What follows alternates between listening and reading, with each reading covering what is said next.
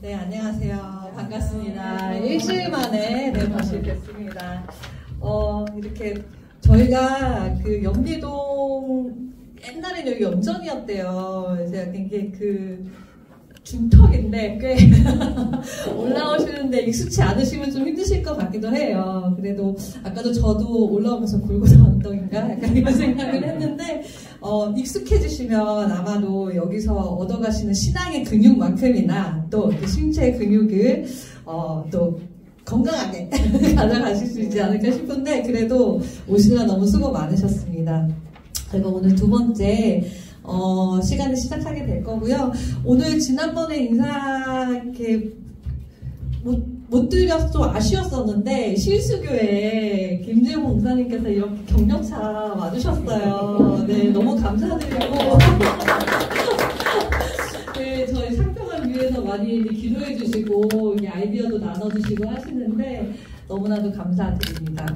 그러면 오늘 두 번째 시간 한번 시작해 보도록 하고요. 오늘은 이렇게 조편성이 되어 있습니다. 지난주에 소그룹 모임을 하겠다고 했는데 그냥 이렇게 헤어져서 좀 아쉬울 것 같아서 여러분들께서 자연스럽게 이현숙 권사 여기 앞쪽에 이렇게 앉아주시면 이제 자리가 배정되어 있어요. 자연스럽게 형성되신 이런 생태를 가지고 이렇게 저희가 조편성을 했는데 마음에 드실 거예요. 그렇죠? 네, 각각의 교회를 이렇게 잘 믹스해서 했는데요. 좋은 나눔 이루어지면 좋을 것 같고요. 오늘 마포교회에 김문경 지사님께서 지방 출장 가셔서 너무 아쉬워하셨어요. 그래서 저희가 급하게 결정하기를 실시간 스트리밍은 하지 않지만 혹시 정말 불가피하게 못 오시는 분들을 위해서 저희가 이제 뒤에 보시는 바와 같이 영상을 촬영을 해서 지금 저희 참평학 자체 유튜브 채널을 아직 저희가 준비를 못했어요. 그래서 한국기독교 목회 지원 네트워크 유튜브 채널과 그리고 여기 평안하루 도서관 이 채널 두 곳으로 이렇게 올려드릴 테니까 네, 필요하시면 또 복습하시고 많은 분들께 또 알려주시고 그러시면 감사드리겠습니다. 네, 그러면 두 번째 강사분을 소개드리도록 할 텐데요. 오늘은 저희 운영위원 분 중에 한 분이신 이근봉 목사님 모시겠습니다. 저희 성균관대 길게 소개할 거예요. 성균관대 행정학과 이제 장로회 신학대학원 이제 졸업하시고 영등포 산업선교회라고 있어요. 그래서 오랫동안 총무로 섬겨주시고 약 17년간 또 담임 목회도 하셨고 한민족평화선교연구소 원장, 전국 목회자 정의평화협의회 총무 상임대표 그리고 지금 한국기독교교회협의회 지금이 아니죠. NCCK 교육훈련장으로도 약 6년간 계셨었고요. 크리스찬 아카데미 원장을 이렇게 거치셔서 지금 많은 노하우와 경험을 가지고 이제 창평화 운영위원으로 계십니다. 또한 한국기독교 목회 지원 네트워크에서도 이제 목회자와 평신도를 위한 양질의 강의를 위해서 많이 애써주고 계시는데 저희 교회에서도 한번 했었고 세문안교회, 연동교회, 또 여타 많은 교회에서 이렇게 막 세밀한 경건주에 관련된 그림을 그리셨어요. 이게 또 많은 그림을 50견이 오시면서까지 그리시고 전시회를 해주셨는데 저희가 쉽게 접할 수 없는 작품들과 경건주의를 연결해서 오늘 강의해 주실 텐데요. 많은 관심과 또 질문을 가지고 이렇게 들어주시면 감사하겠습니다. 길게 소개 드렸는데 큰 박수로 많이 주시기 바랍니다. 길게 소개했다는 거는 별 내용이 없다는 거죠. 고맙습니다. 제가 오늘은 경건주의와 참된 영성이라는 제목을 가지고 말씀을 드리겠는데요. 제가 그린 그림을 가지고 얘기를 좀 해보려고 합니다. 저는 아마추어인데 어쨌든 한국교회의 역사적, 영적, 사회적 가치를 나누고자 그림교회 우리가 사랑한 그런 책을 작년에 출간을 했고요. 이거는 이제 개혁신학자들 8명을 보험과 신앙, 보험과 상황이라는 잡지에 박경수 교수님이 글을 쓰고 제가 그림을 그리고 그래서 곧 이달 말에 책 나오는 그림인데 제가 가져왔습니다. 우리가 영성이라는 말을 참 많이 쓰죠. 요즘에는 옛날에 경건이라는 말을 주로 많이 썼고 지금 영성. 그런데 여기 영성은 이제 종교의 가장 본질적이고 보편적인 알갱이입니다. 근데 알맹이인데 알맹이는 껍질이잖아요. 문제는 이 껍질이 자꾸 알맹이에 들어가는 것을 방해한다는 거예요. 껍질은 제도, 율법, 그 다음에 권위주의 이런 것들이 이제 껍질인데 이것이 이제 인간의 영적 본질을 자꾸 억압하는 거예요. 근데 이제 종교 안에는 우리 기독교 안에는 특히 성서 안에는 이제 해방, 각성. 이제 해방은 예를 들면 진리를 알지니 진리가 너희를 자유롭게 하리라.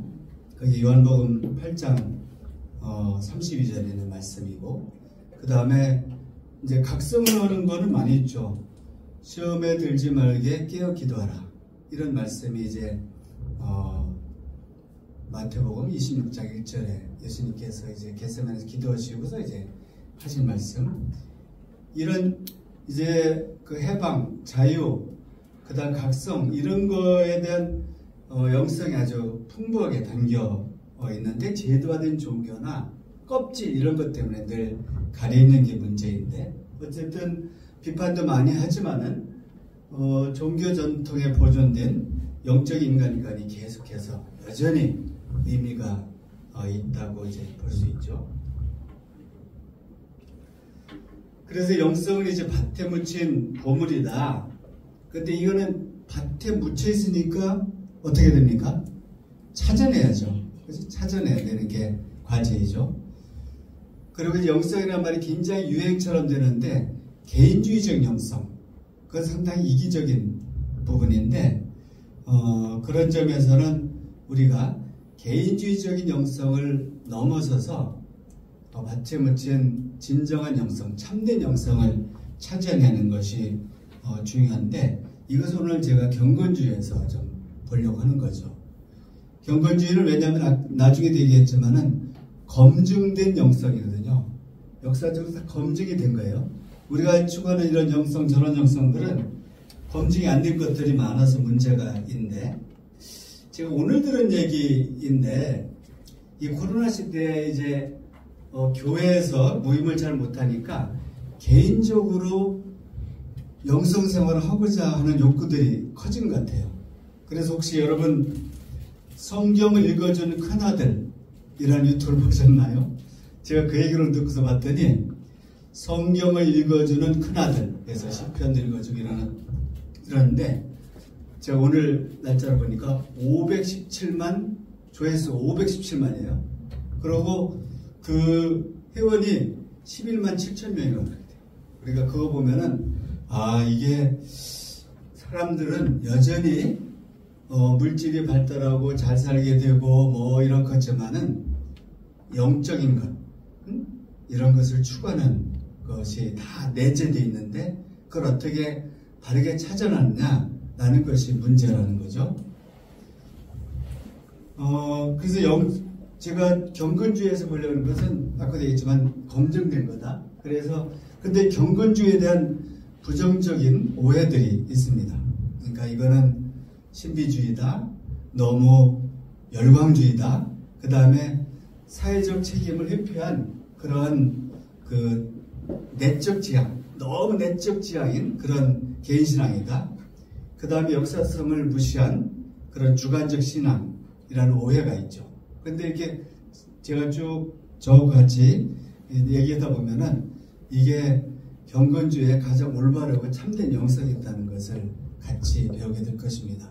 그래서 오늘은 경건주의 큰 역사 속에서 그 경건주의자 야곱 스페너를 중심으로 제가 얘기를 좀 하려고 합니다. 그 경건주의가 그 태동을 한 거는 이제 우리가 이제 얼마 이달 31일이면은 종교개혁 1517년이니까 종교개혁 6년인가요? 6주년인가요? 그렇게 되겠죠. 그러게 이제 종교개혁이 유럽의 교회와 유럽 역사를 바꾼 거죠. 유럽 역사. 그래서 이제 교회개혁이라고 하기에는 좀 범위가 큰 거예요. 그래서 이제 뭐 논란이 많지만 그래서 종교개혁 보통 이렇게 얘기하는데, 근데 종교개혁은 이제 두 가지죠. 말씀에 충실한 신앙, 그 다음에 복음에 기초한 교회, 이거를 세우고자 굉장히 몸부림쳤던 거죠. 그래서 많은 종교개혁, 예를 들면 후스도 화형을 당했고 화형도 당하고 뭐 굉장히 고난을 많이 겪었는데, 몸부림쳤는데, 이 종교개혁의 순수성이 그런 순수한 신앙이 점차 화석화된 교류로 변질되고 개혁의 열정이 광신으로 이제 대체가 되는 거죠. 그래서 제2의 종교개혁을 해야 된다. 요즘에도 그 얘기하죠. 우리나라도 제2의 종교개혁이 필요하다 그렇게 했는데, 제2의 종교개혁을 표방한 그런 분들 중에 가장 대표적인 인물이 필립 야콥 슈페너, 독일의 슈페너, 독일 사람인데요. 그래서 1635년, 1705년까지 산 분인데, 이분이 이제 경건주의 아버지라 이렇게 불리죠. 그래서 이분이 이제 1675년에 경건의 열망, 우리나라는 경건의 소원 이렇게 번역되는데, 경건한 열망, 경건의 소망 이렇게 번역되는데, 그것을 이제 경건의 시작으로 봅니다. 그래서 이제 오늘은 이 야콥 슈페너를 보는데, 계속해서 태동 얘기를 하면은 슈페너가 태어났을 때 1635년에 태어났을 때는 그야말로 유럽은 격변기였습니다. 30년 전쟁, 무려 30년간 개신교와 로마 카톨릭이 싸웠어요. 그러니까 완전 유럽이 전쟁터가 30년이나, 우리 6.25 전쟁 3년이어도 그냥 쑥대밭이 되는데 30년 했으니까, 전쟁 후에는 정치적인 혼란, 경제적 파산, 도덕적 붕괴, 영적 타락, 이런 것들이 있는 시대에 슈페너는 이런 상황에서 교회가 다시 일어서야 된다라고 생각을 했죠. 그래서 슈페너가 주목한 것은, 교회 타락의 근본 원인은 참되고 살아있는 믿음이 부재한 것. 참되고 살아있는 믿음. 여기 이런 단어들이 이제 우리가 참된 영성에 중요한 거예요. 참되고 살아있는 믿음. 이것이 없는 것이 문제다. 그런데 이제 기독교 신앙은 전인격적이어야 된다.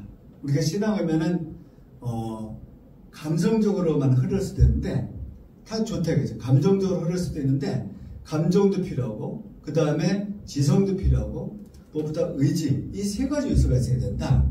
그래야지만이 신앙이 전인격적인 것이 되고, 그것이 참된 신앙이라는 것을 이제 알게 되었습니다. 그렇게 주장을 한 거죠.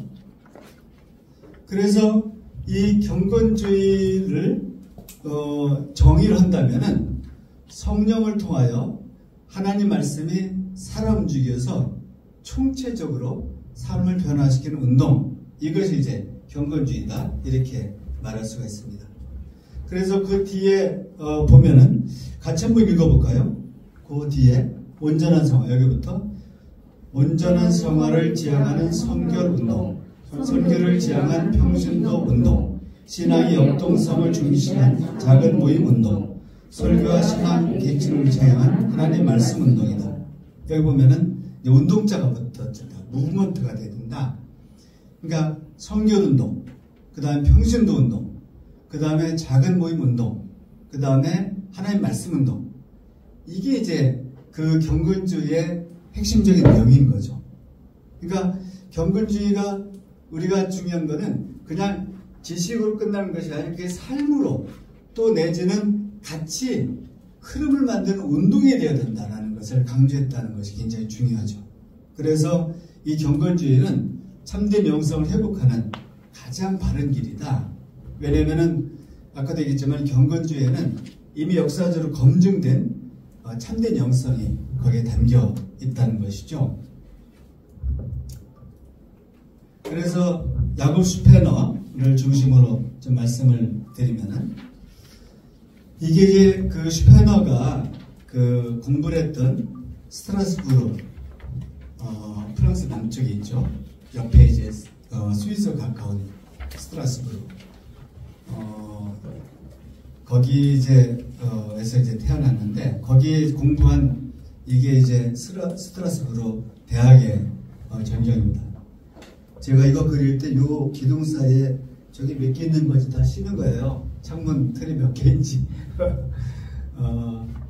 그림 어떻게 냐면은 좋은 종이에다가 제가 박경수 교수님 쓴 사진을 올려놓고 스케치를 한 다음에, 그 다음에 굵은 거는 붓펜으로, 일제 붓펜으로 그리고 가는 펜으로 하고, 바짝 마른 다음에 이제 수채화 물감을 칠해서 이제 이렇게 분위기를 내는 건데, 제가 그래서 제 스스로 새로운 이름을 지었어요. 붓펜 담채화. 담채화는 이제 밑그림이 드러나니까 담채화. 수묵 담채화는 많잖아요. 저는 붓펜 담채화. 제가 창시한 겁니다. 이게 이제 그 스트라스부르 대학 신학부 전 건물인데요. 슈페너는 1635년에 프랑스 그 스트라스부르에서 가까운 리보빌레라는 데서 태어났습니다. 이때는 이제 이 스트라스부르는 굉장히 유명한 도시예요. 깔뱅도 여기서 사역했어요. 방패교회 사역을. 이제 위그너들, 그 탄압, 천주교 로마 카톨릭의 탄압에 피해서 온 사람들, 그걸 위그너라고 하는데, 위그너들 있고, 그 전에 이제 마틴 부처가 이제 칼뱅을 초대해서 여기서 결혼도 하고 방패교회라는 데서 사역을 했죠. 그래서 아주 이 개혁자들 흔적을 갖고 있는 도시이고요. 여기서 이제 슈페너가 언어, 역사, 철학 그리고 신학을 공부해서 나중에 여기서 박사학위를 받습니다. 결혼도 하고요. 그 다음에 여기에 이제 슈페너가 1660년에 프랑크푸르트 바울교회에서 이제 심했던 바울교회 전경입니다. 여기서 슈페너가 20년간 사역을 했습니다. 이 방패교회는 그 의벽에 슈페너 기념하는 명패가 붙어 있다고 하는데, 저는 여기는 가보지 못했습니다.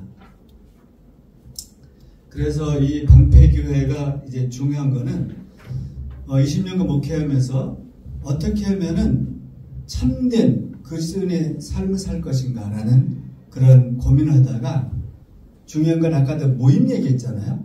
1670년에 경건 모임을 조직을 했어요. 같이 이런 모임이죠. 이런 작은 모임들을 만들어서 같이 말씀도 읽고 실천하고 나누고 서로 격려하고 기도하고 이런 모임을 해서 경건운동과 성서연구를 통한 교회개혁 운동을 시작을 했죠.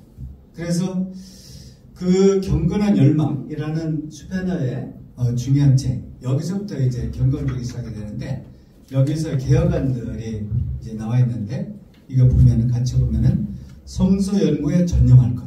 그래서 이게 다 우리가 경건주의에서 배우는 중요한 거예요. 참된 경건을 우리가 참된 영성을 가지려면 이게 중요하다는 거죠. 성서 연구에 전념할 것. 그 다음에 두 번째, 만인 제사장설의 구체화. 만인 사제직, 만인 제사장. 그러니까 루터가 주장한 것 중에 만인 제사장 주장이 있죠. 그거는 이제 목회자와 평신도는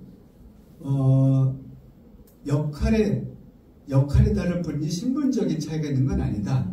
그리고 자기 직업을 통해서도 사제처럼 살아가는 것이다. 이런 주장을 했죠. 그래서 만인 제사장, 누구든지 제사장이다. 이런 거죠. 그것을 구체하는 것. 그 다음에 이론보다는 실천. 그리고 교파 간 신학적 논쟁 제한. 너무 신학적인 논쟁들, 그러니까 너무 추상적인 논쟁들 안 된다 이거죠.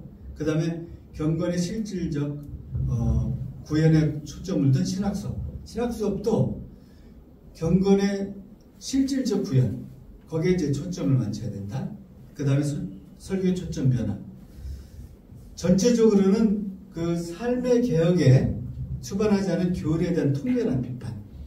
교리가 너무 이제 삶하고 삶의 변화, 개혁하고는 동떨어져 있다는 것을 이제 비판하는 내용이 담겨 있는 거죠.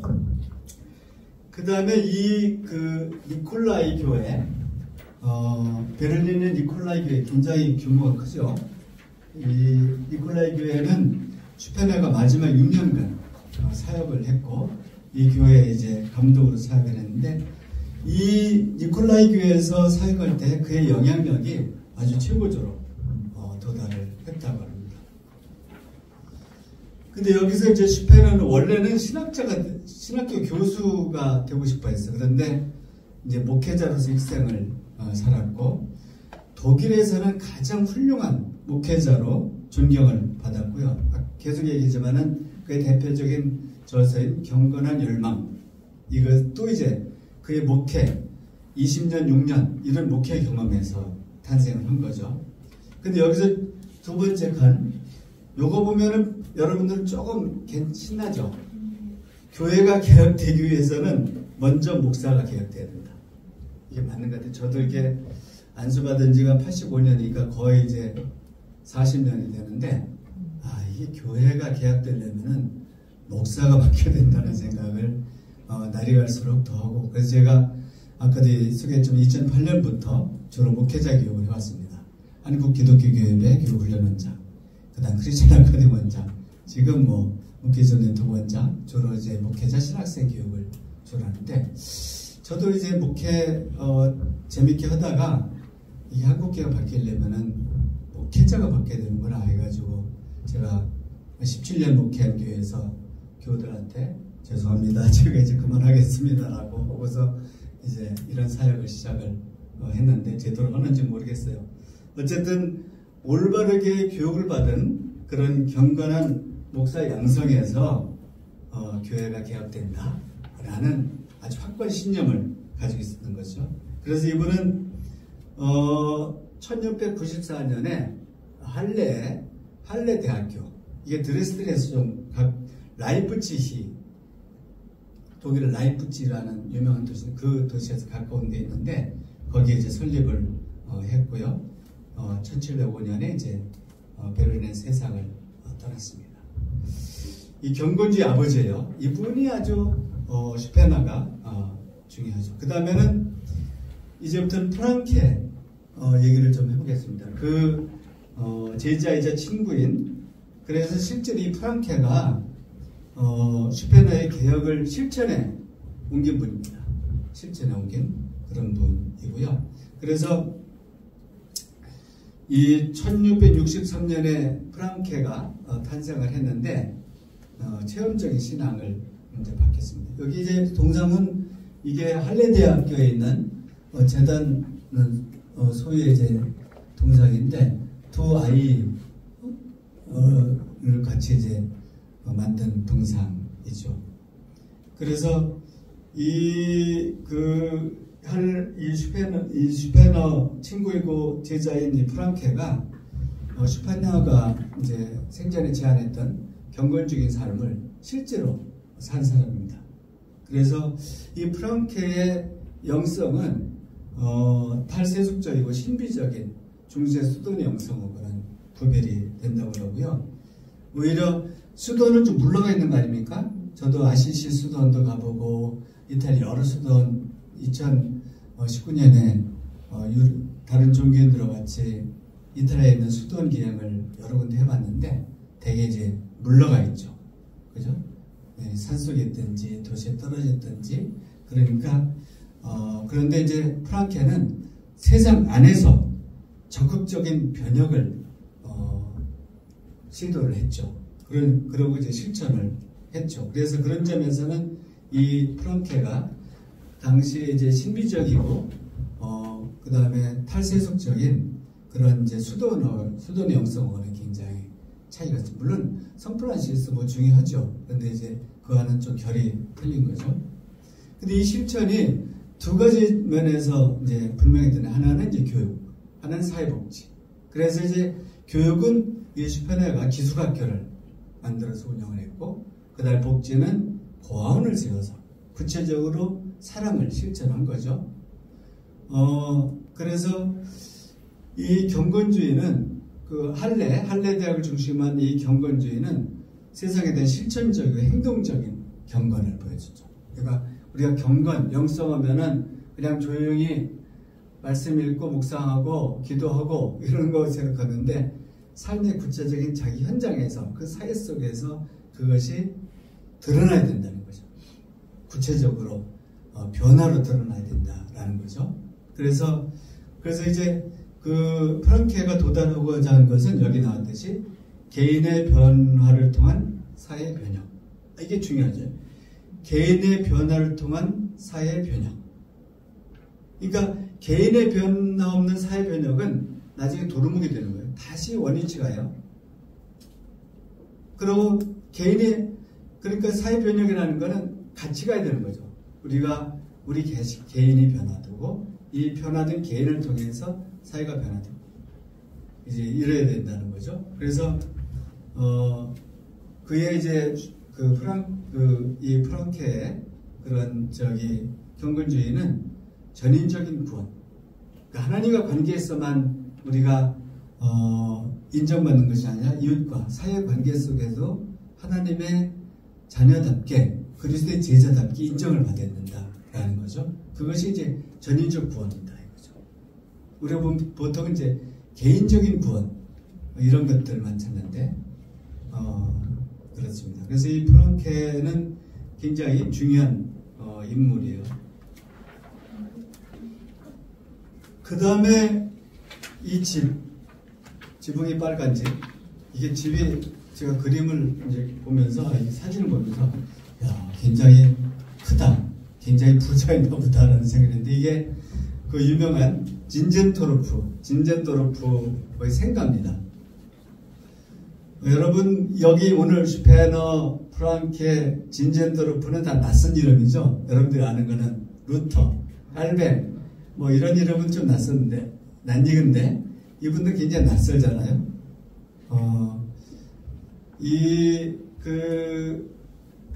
필립 야콥 슈페너에서 시작된 경건주의가 누구를 통해서 꽃이 폈냐면은 이 진젠도르프를 통해서 꽃이 폈습니다. 그러니까 굉장히 중요한 인물이죠. 이 진젠도르프의 영향이 굉장히 나중에 얘기하겠지만은 웨슬리한테도 미치고 굉장히 중요한 역할을 합니다. 진젠도르프는 할레 아까 얘기한 프랑크에게로 감화를 받고 비텐베르크 대학 여기가 이제 루터가 교수를 했던 독일의 비텐베르크 대학에서 공부를 하고 그리고 이제 여행을 많이 했던 것 같아요. 독일, 네덜란드, 프랑스, 스위스 다양한 신앙의 전통을 이제 접하였죠. 이분은 이제 드레스덴. 혹시 여러분 드레스덴 가본 분 있을 텐데 드레스덴은 아주 예쁜 여성교회도 있고 이제 그런 도시인데 1700년에 독일 남쪽에 드레스덴에서 태어났는데 부연 귀족 출신입니다. 외할머니가 굉장히 영향을 많이 끼쳤어요. 카타리나 외할머니 손에서 자랐는데 이분이 이제 경건주의에 굉장한 적극적 지지자였고 그래서 이제 번역도 하고 여성들을 위한 학교도 세우고 그래서 종교와 사회 개혁자였는데 이 외할머니 덕분에 유명한 슈페너가 진젠도르프의 대부가 됩니다.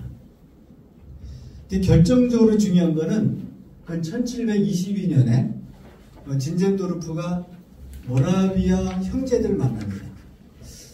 이제 모라비아도 좀 낯설 텐데 여러분 종교개혁가 중 후스라는 분이 있어요. 후스 체코의 종교개혁가. 프라하에 가보셨죠? 가보신 분들 있죠? 프라하에 이제 체코의 수도인 프라하에 가면은 옛 광장에 후스 동상이 있습니다. 후스 동상이 있고 물론 고향에도 동상이 있는데 아주 프라하에 있는 후스 동상은 조금 세요. 전투적인 모습인데 이 체코의 종교개혁을 일으켰던 후스가 나중에 이제 화형을 당합니다. 이제 자기 고향으로 갔다가 그 콘스탄츠라는 데에서 이제 로마 카톨릭 교회가 이제 회의를 하는데, 교회를 하는데 거기 뭐라고 신분 보정회 때 갔는데 잡혀서 감옥에 있다가 결국은 그 콘스탄츠 근처에 있는 데서 화형을 당하고, 지금은 거기 화형을 기념하는 돌 무덤이 있는데, 이 후스는 이제 죽을 때 그래서 나는 한 마리의 거위로 죽지만은 나중에 100년 후에 백조가 나타날 거다. 후스가 그 말하고 비슷한 게 거위라는 말하고 이제 그 체코어로 비슷해요. 근데 백조가 나타나. 나는 한 마리의 거위로 이렇게 화형당하면 죽지만은 나중에 백조가, 거위하고 백조하고 이제 차이를 두고 백조가 나타나는데, 사실은 실제로 100년에 루터가 나타나는 거예요.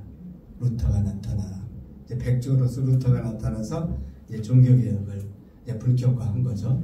근데 이 후스를 따르던 사람들이 이제 이 모라비아, 아주 박해를 받아서 막 도망다니던, 그래서 보헤미아 지방, 모라비아 지방을 도망다니는 사람들을 통칭해서 모라비아 형제들이라고 하는데, 이분들을 만난 거예요. 계속 피해 다니는 사람들인데, 진젠토르파가 자기 작센주에는 그 영지에 이분들을 위한 거처를 만들어줘요. 헤른후트. 헤른은 이제 주님이라는 뜻이고, 하나님, 후트 이제 보호소죠. 그러니까 주님이 보호하는 곳이라는 의미를 가진 헤른후트 공동체를 만들어서 이제 구체적으로 이분들과 같이 경건주의를 실험을 하죠. 그래서 헤른후트는 박해받는 사람의 종교적 자유를 보장하는 중요한 피난처가 됐어요. 그래서 이 집은 지금은 이제 박물관으로 사용을 하고 있다고 합니다. 요게 이제 그 헤른후트 예배당 외부고요. 저게 예배당 내부예요. 그러니까 그 당시 로마 카톨릭 교회는 예배당 가면 정신이 없잖아요. 우리는 워낙 뭐 시장도 엄청나고 뭐 십자가도 있고 예수님 상도 있고 마리아 뭐 어쨌든 복잡한데, 요거는 그 당시에 이제 일반적인 성당들은 아주 복잡하고 그랬는데, 이건 아주 단순하잖아요. 예배당 내부가. 그 다음에 강단도 앞에 아주 소박하게 있고, 희중석도 요즘에 우리 교회 같이 이렇게 장의자로 되어 있고 이런 데인데, 여기 이제 그 헤른후트, 아까 얘기한 모라비안 공동체 그 피난처, 거기 이제 그가 세운 이제 교회인데 아주 단순하고 소박하고 그렇습니다. 그래서 여기 이제 정착하기 시작했고, 헤른후트 예배당이 이제 마을 중앙에 자리 잡고 1722년에 설립된 이 교회에서 지금도 예배를 드린다고 그래요. 근데 요거는 여러분 요거 로중 말씀 그리고 하루 요거 보신 적 있어요? 작은 책자 요거만 했는데, 요거는 뭐냐면은 말씀 묵상집입니다. 저도 몇 년, 한 2년간 이거를 좀 썼는데 요새는 안 쓰는데, 이름이 이제 로중. 그러니까 헤른후트 공동체는 매일의 삶을 말씀으로서 살아가는데, 말씀을 묵상하고 살아가는 거예요. 그 말씀에 따라서 이게 말씀 묵상집이라고 로중이라는 이름을 갖고 있는데, 로중은 군사 용어로 암구호. 여기 이제 군대 갔다 오신 남성들은 암구가 뭔지 아시는데 여성들은 잘 모르죠. 예를 들면은 이게 밤에 보초가 이렇게 지나갈 때 뭐 까치 그러면 이쪽 비둘기 이렇게 대답을 정확히 해야지만이 통과가 되고 안 잡히는데, 만약에 까먹으면은 뭐 예를 들면은 부대로 들어가지도 못하고 그 다음에 잘못하면 사살당할 수도 있고, 이런 게 이제 암구호라는 거거든요. 이제 그러니까 전투에 나서는 군인은 반드시 이 암구호를 숙지해야 되는 거죠. 알아야 되는 거죠. 뭐라고 하면 뭐라 대답한다? 이걸 까먹으면 안 되는 거죠. 이게 왜 로중이라고 했을까? 암굴한 뜻을 가진 로중이라고 했을까? 이거는 우리가 하나님과 또 접속을 해야 되잖아요. 접속을, 말씀을 가지고 하나님과 접속을 하기 위해서는 이 로중이 중요하다는 거죠. 이 말씀 묵상을 해야지만이 하나님과 접속해서 하나님의 사람으로 살아갈 수 있다라는 뜻을 담고 있는 것 같아요. 이게 그래서 이제 매일을 살아가는, 사실은 우리가 그리스도 군사로 살아가는 거잖아요. 군사라는 용어가 조금 거칠긴 하지만은 그리스도의 일꾼으로 살아갈 때 그리스도의 말씀이, 하나님의 말씀이 필수적이다 라는 의미에서 이제 로중을 1731년부터 계속 발간하는 거예요. 300년 동안. 지금도 발간하는 거죠. 이거는 이제 우리나라에서는 2009년부터 이 로중을 갖다가 이제 번역을 시작을 했어요. 저도 아는 홍주민 박사가 조례했는데, 이거 이제 올해 거예요. 올해 거. 말씀 그리고 하루. 옛날에는 아주 작은, 요거의 반 정도도 안 되는 작은, 요새는 모르겠네요. 저는 그냥 요거만 사진을 가져왔는데, 그래서 지금도 60개 이상으로 번역이 돼서 100개 이상에서 한 200만이 이 로중을 사용합니다. 혹시 서점에 가려서 한번 기독교 사전 가면 이게 있는지 한번 없을 가능성이 있는데 한번 보시죠. 그 다음에 이제 그 헤르노트 공동체에 두 기둥이 있는데, 하나는 로중이에요. 말씀 묵상집이고 또 하나는 기도. 이게 두 기둥이 있는 거죠. 두 기둥으로 봐요. 그래서 이제 이 헤르노트 형제단은, 모라비아 형제단은 1727년부터 하루 24시간 365일 동안 계속 기도, 연속 기도, 교회에서 가끔 연속 기도 하시죠? 연속 기도를 100년 이상 전기해요. 100년. 얼마나 끈질기게. 하여튼 기도와 로중, 기도를 365일, 하루 24시간 내내 이거를 100년 이상 전개를 했으니까 이 기도를 얼마나 소중히 여겼는지 알 수 있죠. 그래서 이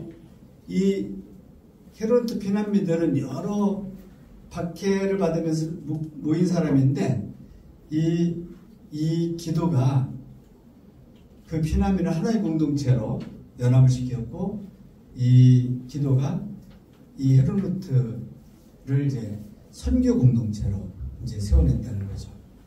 그래서 이제 1732년부터 이제 선교사를 발송했어요. 평신도 선교사. 그러니까 요즘에는 이제 평신도 선교사들 우리나라도 꽤 있죠. 근데 옛날에는 없었던 거예요. 근데 평신도 선교사를 여기서 본격적으로 파송하기 시작했어요. 그래서 수백만의 평신도를 30여 년간 1732년부터 한 1760년 초까지 30년간 수백 명을 이제 선교사를 파송했고, 젠젠도르프 자신도 이렇게 여러 지역을 돌아다니면서 복음을 전했죠. 그래서 이 헤르노트 공동체가 18세기 개신교 선교의 아주 요람이자 본부 역할을 했고요. 아까도 얘기했지만은 감리교 창시자 존 위슬리가 영향을 받았습니다. 어떤 영향? 고액 작가하면은 1935년에 위슬리가 신세계, 지금 이제 아메리카 대륙이죠. 구체적인 미국을 가기 위해서 가서 이제 복음을 전하기 위해서 이제 배를 탔는데,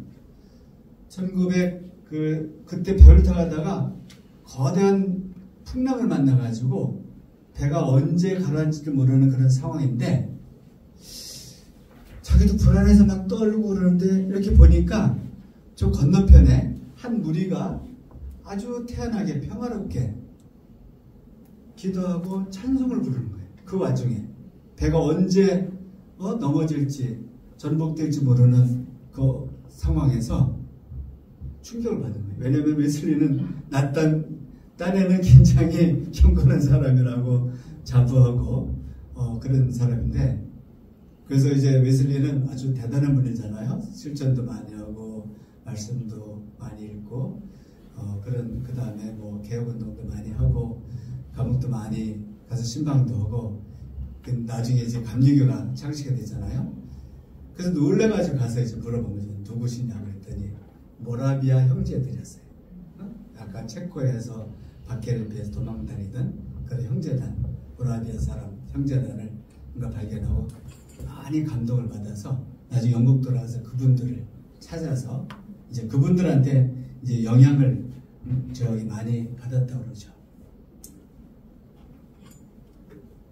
여기 이제 여기 아까 아주 소박한 교회에서 한 100m 떨어진 마을 100m 떨어진 곳에 모라비안들의 공동묘지가 있는데요.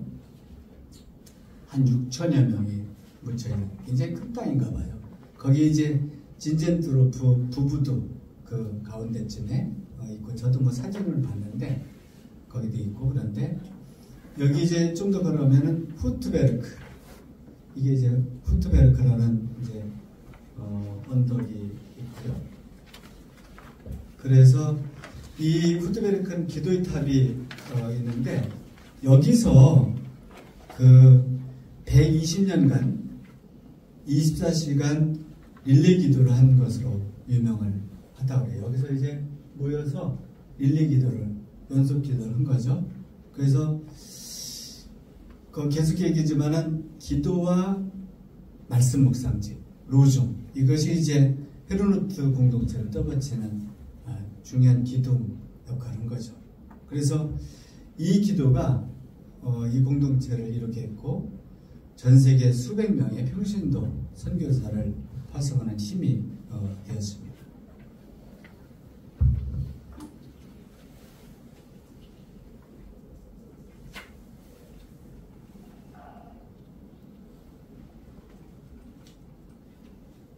결정적으로는 뭔가 바뀝니다. 지금 오른쪽 안 되신 키보드의 오른쪽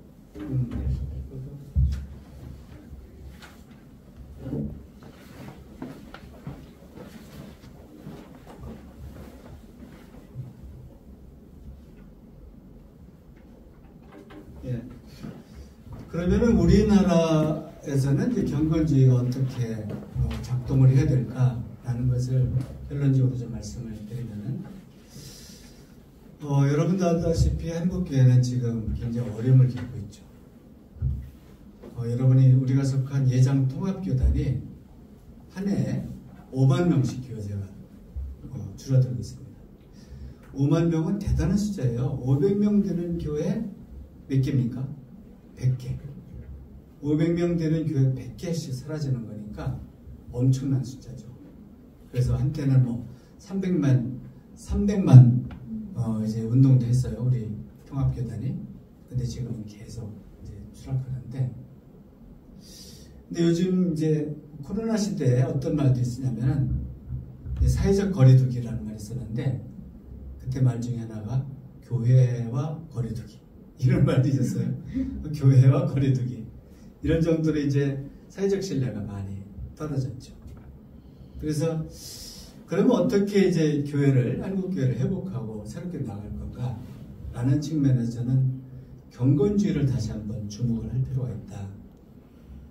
경건주의와 주목하고 경건주의를 다시 보고 경건주의를 대화를 하고, 왜냐면은 경건주의자들을 보면은 그들의 이제 개인적인 신앙적 각성, 경건주의 각성이 사회갱신으로 이어졌죠. 구체적으로 교육도 하고 사회복지시설도 만들고 공동체도 만들고 선교사도 파송하고 이렇게. 그래서 이 경건주의에서 나타나는 사회개혁이 이제 중요한 거죠. 우리가 신앙인이 자기 신앙을 바르게 세우는 것과 함께 어쨌든 그 신앙이 사회에서 드러나야죠. 손과 빛으로 드러나야 되는 거죠.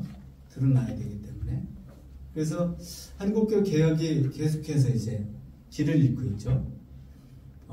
저도 뭐 오랫동안 교회 갱신 이런 얘기를 많이 하고, 제 입장이 조금 틀려졌어요. 제가 세문안 교회를 다니고 대학도 다니고 그 다음에 학교 다닐 때 학도 하고 장청 전국 우리 교단 청년연합회 장청도 오고 뭐 이렇게 하면서 교회 비판을 많이 했는데 이 비판만 가지고 안 되더라고요. 교회는 잘못됐다 얘기만 해야 되는 게 아니라 이제 세워줘야 되겠더라고요. 그러니까 애쓰는 목회자들 많잖아요. 뭔가 새롭게 보고 뭔가 몸부리치는 사람을 애쓰는 사람들을 이제 돕자 해서 제가 NCC 한국기독교교회의 교육훈련장부터는 이제 목회자 지원, 그래서 목회자들한테 필요한 뭐 인문학 공부도 같이 하고 뭐 이런 것들을 쭉 해왔죠. 쭉 이제 그래서 아예 지금은 한국기독교 목회 지원 네트워크라는 이름을 가지고 목회자들을 도우려고 애를 쓰는데 물론 뭐 역부족이긴 하지만은 그런 점에서는 그런데 이제 기본은 우리가 어떻게 설정해야 될까? 우리가 이제 경건주의에서 참된 영성을 배워야 된다는 거죠. 이제 우리가 이제 교회가 중세시대 로마 카톨릭 교회 굉장히 타락을 했고 그거를 이제 변화시키는 종교개혁 운동이 있었던 거라면은 제2의 종교개혁 운동을 이제 경건주의자 했다면은 우리가 한다면 또 제3의 종교개혁 운동을 한다면은 어쨌든 이게 기초는 그리스도의 삶의 변화 여기서부터 시작을 하지만은 거기에 머물지 않고 이게 사회개혁으로 나아간다는 점에서 우리가 경건주의를 이제 주목을 해보는 거죠. 근데 이제 개인의 변화의 출발인데 물론 뭐 개인의 변화는 뭐 사회 변화하고 동떨어지는 건 아닙니다. 개인의 이게 우선순위가 물론 뭐 이렇게 좀 생각되지만은 사회 변화 같이 이제 작동을 같이 할 수도 있는데 그럼 개인의 변화는 어떻게 가는 건가? 그거는 우리가 스스로 믿음이 뭘까? 영성은 무엇인가? 끊임없이 질문하는 거예요. 이제 질문이 중요하지 않습니까? 내가 정말 참된 믿음을 가지고 있는가? 내가 바르게 영성 생활을 하고 있는가? 라는 걸 물어봐야 되는 거죠. 그냥 뭐 교회 다니고 5년 되고 10년 되고 집사 되고 권사 되고 안수 집사 되고 장로 되고 이러고서 이제 흘러갈 수 있는데 그런 직분이 중요한 게 아니라 우리 알맹이가 중요하잖아요. 알맹이가 중요하다 이거죠. 그래서 마틴 루터가 이런 얘기를 했어요. 한번 같이 읽어볼까요? 믿음이란 타자 얼굴에서 하나님의 흔적을 바라보라는 부름에 응답하는 것이다. 이제 하나님의 얼굴, 타자 얼굴에서 하나님 흔적을 봐야 된다. 라는 부름에 우리가 응답을 해야 된다는 거죠. 뭐 쉽게 얘기하면은 그 타자에게서 하나님을 본다 이거죠. 타자에게서 좀 더 얘기하면은 우리가 하나님의 사랑을 받는 존재잖아요. 그러면 하나님께서 나를 사랑하는데 하나님께 다른 사람도 사랑하면은 하나님이 사랑하는 다른 사람도 내가 사랑해야 되는 거죠. 왜냐하면 하나님께서 나를 만드셔 하나님께서 다른 사람도 사랑하니까 바로 형제자매니까 하나님께 사랑하시는 사람도 내가 사랑해야 되는 거죠. 물론 문제가 있을 수도 있고 뭐 그런 거 있겠지만은 그래서 이것이 이제 영성적인 삶이고 그래서 이런 영성적인 삶이 확대가 되면은 사회와 나라가 이제 변화되는 거죠. 그래서 제가 크리스천 아카데미 시절에 크리스천 아카데미는 1965년에 강원영 목사님께서 만든 단체고 전에 이제 수일이 저 가면 아카데미 하우스도 있었잖아요. 그거를 운영하던 기구였는데 제가 이제 그거를 복원하러 이제 2015년부터 일을 했었는데 그때 이제 어떤 모토를 가지고 평신도 교육을 한번 했냐면은 지성적 신앙과 일상의 성화 그런 제목으로 강연을 2월부터 해가지고 12월까지 했어요. 그래서 제일 첫 번째 강사가 김형석 교수님이었습니다. 제가 이제 모시고 김형석 교수님이 그때는 그게 한 2017년쯤이니까 지금보다 좀 젊으셨죠. 그래도 96, 7세 정도 되셨을 거예요.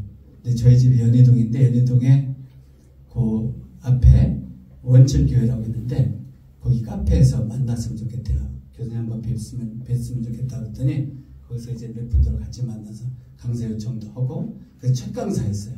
김형석 교수님이. 그래서 제가 이제 모시고 가는데 그 연희동 약간 그 옛날 그 그 동사무소 있는 길이 약간 언덕이거든요. 여기 산이 있고 저희 집 위쪽인데 언덕길인데 저보다 앞서가요. 저보다 앞장서서 저보다 훨씬 앞서서 가시는 거예요. 언덕길을. 야, 참 대단하다 생각했는데 그때 제 제목이 지성적 신앙과 일상의 생활인데 왜 지성적 신앙하면 좀 부담스럽잖아요. 뭐 신앙이 지성적 신앙인가? 근데 이게 이제 그런 뭐가 지성적 신앙이라는 건 우리가 지성인 뭐 공부 많이 하고 뭐 학위 받고 이런 게 아니라 늘 배우고 늘 질문하고 이런 데서부터 우리가 그래서 인문학 공부도 중요하고 이제 책도 많이 읽고 이제 우리가 성경 말씀도 그냥 막 그냥 양에 매여서 막 하지 말고 실제로 잘 읽고 세심하게 읽고 그리고 이제 일상의 상황, 일상의 삶이 성스러운 삶이 되어야 된다는 거죠. 일상의 삶이 성화. 우리는 이제 장로교는 성화라는 말을 잘 안 쓰는데 감리교는 이제 성화를 많이 쓰죠. 성화, 의롭다 인정받는 것, 그 성화. 그래서 지속적으로 우리가 스스로 공부하면서 훈련을 하는 거죠. 근데 이제 혼자는 안 되고, 혼자해서는 안 되는 거예요. 우리가 모라비아 공동체, 헤르누트 공동체, 이런 공동체가 중요했잖아요. 저는 창의적 평신도 아카데미가 나는 이렇게 한 10회 정도 하고 나면은 좀 끈끈한 관계들에 대해서, 물론 뭐 교회는 좀 다르지만은 이게 좀 같이 신앙을 서로 점검하고 같이 움직이고 이런 공동체가 됐으면 좋겠다는 이제 바람이 있습니다. 그래서 우리가 영성이라는 게 하루아침에 되는 것이 아니고 어떻게 뭐 획기적인 특별한 뭐 비법이 있는 건 아니에요. 그러니까 늘 우리가 매일 성서를 3시간 읽고 깊이 묵상하고 그 말씀을 실천하기 위해서 노력하고 기도하고 이웃을 사랑하고 또 어려운 사람하고 더불어 살아가고 그래서 더 나아가서는 사회적 변화도 우리가 기여할 수 있는 만큼 기여하고 또 교회에서도 교회가 정말 좋은 공동체가 신앙 공동체 되기 위해서 봉사도 열심히 하고 이런 일상의 삶을 통해서 우리가 이제 그 참된 영성이 확보가 되고 그것으로 살아가면 여러분을 통해서 여러분 가정 그 다음에 교회 또 여러분이 지내는 동네 그리고 일하는 일터 이런 것들이 변화되고 거기에 이제 그렇게 될 때 그것이 참된 영성이지 거룩한 척하고 성경 많이 읽던 사람하고 어떤 목회자처럼 40일 금식해도 몇 됐다고 명함 먹어가지고 다니고 이런 건 아니다 이거죠. 그러니까 저도 이 명함 한번 받아본 적이 있는데 뒤에 보면 40일 금식해도 몇 대 이런 거 있어요. 그런 거 아니고 우리가 매일매일의 삶 하나님 앞에서 이제 코람데오라고 하지 않습니까? 코람데오 하나님 앞에서 있는 존재로 자기를 설정하고 하나님 약속의 자녀라는 것을 늘 잊지 말고 살아가는 것. 그것이 참된 영성이 아닐까라고 생각을 합니다.